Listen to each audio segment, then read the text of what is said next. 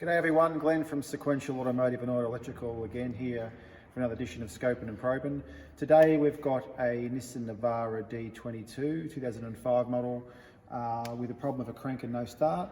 It's come to us with already had the timing chains replaced. You can see it's even got a new cover there, and also a new injector pump that's been supplied and fitted, and it still has the same issue of a crank and no start.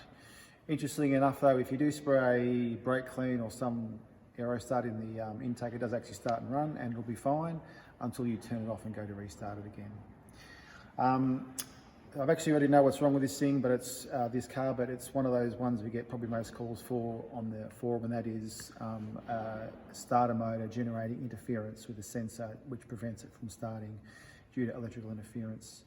So I'll show you initially what the problem is, and then I'll show you the best way to go about diagnosing it and then potentially fixing it.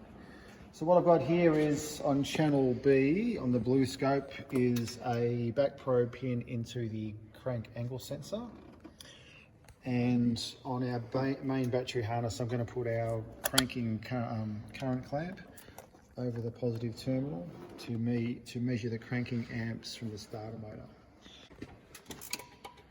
and then go to the scope lens and I crank it.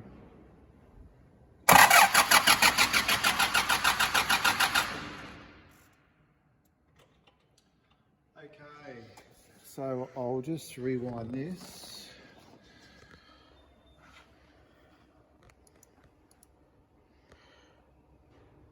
So first thing to note is that the relatively high amount of current draw coming from our starter motor. So generally most petrols will probably draw a 4-cylinder around 100 to maybe 120 amps of current. Diesels maybe go up to maybe 200, 220.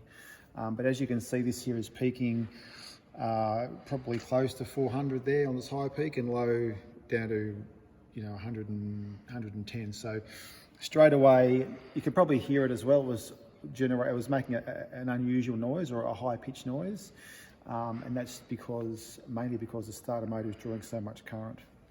So if we zoom into our crankshaft position sensor. So these little, these points here are top dead in the actual crank sensor, a position of where it's supposed to be. You can see there's an AC signal there, and there.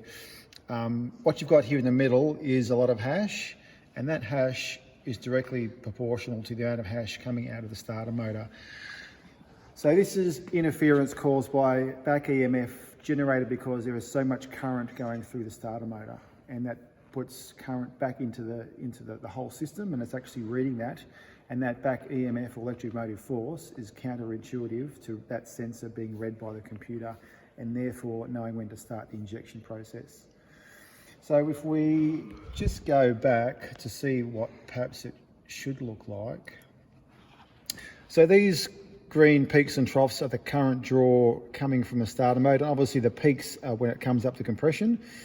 And if you can look here towards the end of the trace, this is what the peak should look like without interference. So when the green hash is stopped here, that's when the starter motor actually disengages from the engine. And these peaks and troughs here are the engine still rotating without the starter motor. And as you can see, it's a much cleaner picture now without the hash induced by the starter motor. So as you can see, these are slowly decreasing in amplitude because the engine is actually slowing down as it gets further along. So we'll just go back and look at that as a whole. So again, cranking, a lot of hash. Computer can't differentiate where to start the cranking, the injection process, because it can't read this signal properly. So what I'm going to do now is I'm going to disconnect the starter motor from the battery of this car and put my own battery to the starter motor purely to crank the car with the starter motor, and the rest of the electrical circuits will be coming from the car's original battery, and we'll see what sort of picture we get. Okay, so this is my jumper lead. So what I'm doing is pulling off the main battery power cable going to the starter motor. That one there, I'm going to put mine on. If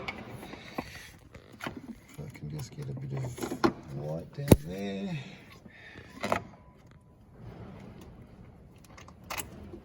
Put that on.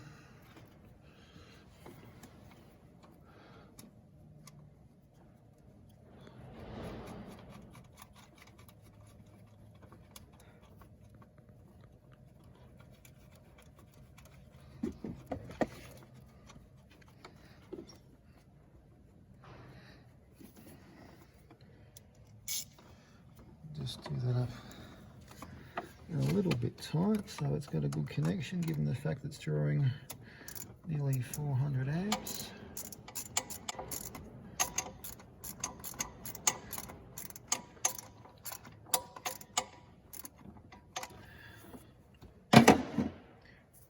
Okay, so that's on the starter motor. So what I'm going to do is hook up my 12 volt direct supply to the starter motor. Out there.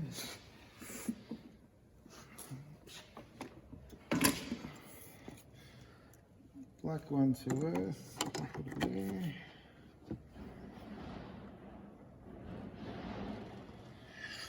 And my current clamp I will now put round my jump wire to the starter motor, while my other accessories, computer and so forth, and fuses are all still going off my original battery.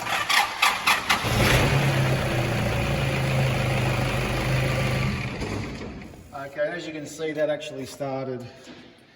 So we'll go back and have a look at our difference. Okay, so you can see our crank is still, our starter motor is still pulling around over 400 amps there, 390. But you can see our picture has improved a lot. There's a lot less hash there now. Okay, so that at this stage, the computer can see the difference between where the peaks and troughs of the AC signal is compared to the hash. And it's a much cleaner picture, and the computer can make sense of where the injection process is now supposed to start. Again, if I go back, you can see when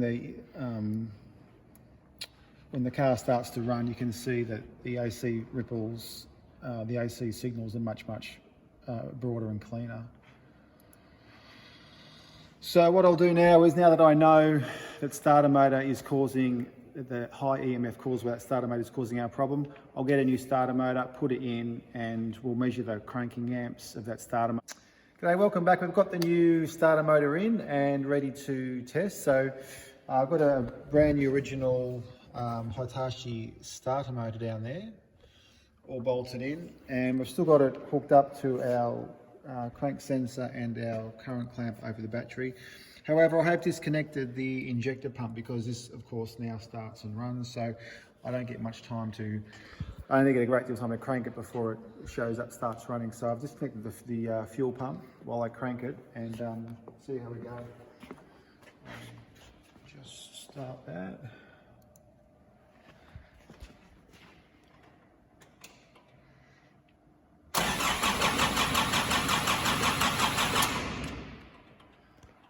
Okay, and as we can see, let's go back to that page. There's really no hash there at all now. You can see a little bit in our crankshaft sensor. That's just purely hash due to the way the scope's set up.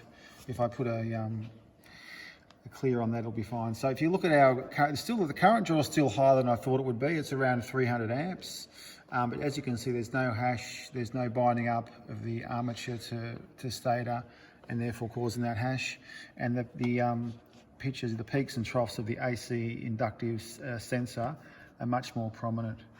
So if I just make that a bit bigger. So you can see the spikes between the peak to peak on the AC sensor are much higher than the rest of the hash in that circuit, and there's nothing to interfere from the starter motor current draw. That's it for this episode of Scoping and Probing. So remember, if you think you've got a starter motor issue inducing some sort of interference, just try and bypass if you can. Otherwise, get onto oscilloscopes and start scoping and probing. Thanks for watching.